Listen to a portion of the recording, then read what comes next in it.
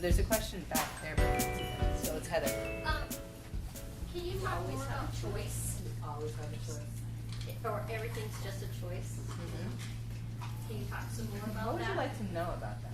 Well, just, I mean, like for people who are new to Access, I didn't realize that everything is just a choice. And I always thought I was stuck with what people gave me.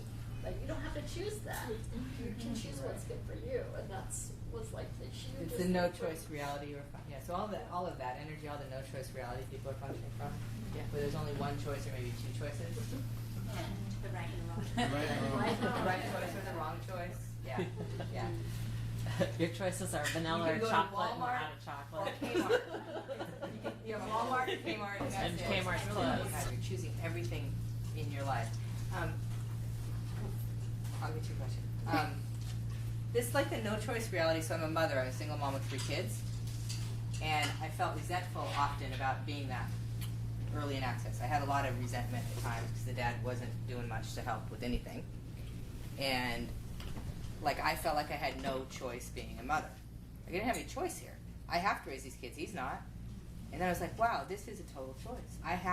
I do have a choice here. I could die. Right? That might be a drastic one. I could move to Hawaii. My kids would find wolves to raise them. They'd be fine. There's no way they would be.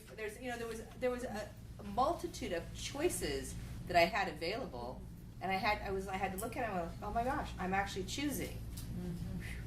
This was big. I'm actually choosing to raise my kids. It's my choice. No one's forcing me to do this.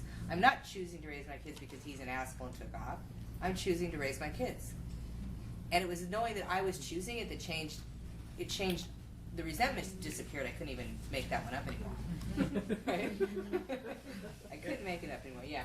And so it's like when we're kids, are we taught what we can choose, or we're taught what we can't choose?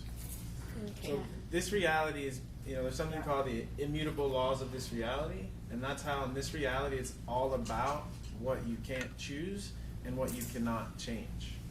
All right? And so as a kid, it seems like we learn this, and we start finding people to give our choices away to. So who have you given your choice away to? Good one, Ricky. So everything that is, we're destroyed, uncreated, all. Yes. Right and wrong, good and bad, pot and pock, all 9 shorts, boys and beyond. It's like for me, I went until I was about 21 before I was willing to have choice. And then when I was drafted to play in the NFL, I gave my choice away for the money, for the fame, and for what the significance was about being a professional athlete.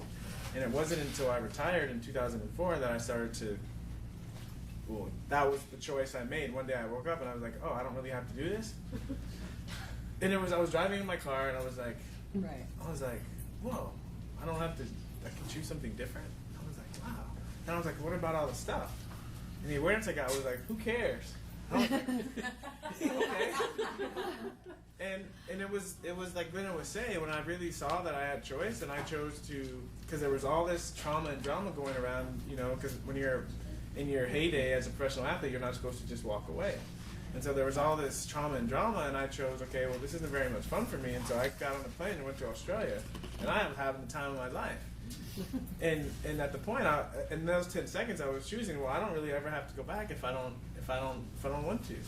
And it was just the space that created for me really allowed things to change and work out in a way that was better than I ever could imagine. And the thing about choice is when you're aware of the choices you have available, it's not that you have to decide to choose them. But the awareness of the choice really creates the space for things to start to change and things to start to move in a way that will start to work for you. But if your point of view is you have no choice, what does that create? And then you'll find the reason and justifications to back that up, like, oh, he couldn't, what would people think of me if I walked away from my kids, right? What would happen to the kids? There's no you lose all question when you don't have the awareness that you always have choice. And then you have choice, but you can keep choosing what works for you all the time. I mean, you could have kept choosing to play football. But, I could leave. Well, maybe I do like this stuff more than I think. And you could keep doing what you're doing from a place of choice. It's so much easier to have your life work for you when you're doing it from that place. I mean, it's a really cool story how everything kind of went down, and it was really just being like choosing in 10-second increments, and it was the weirdest, wackiest, craziest story, and it was so amazing to live that. And yeah, you know, people like, they look at me and they say, oh, well, you had the money, you had all this stuff, so you can have choice. But for me, it's like, what about before I had all that stuff? Did I still have choice? Yeah. And the thing is, when you get that, if you lost everything, what would you still have? You'd still have you, and you'd still have choice.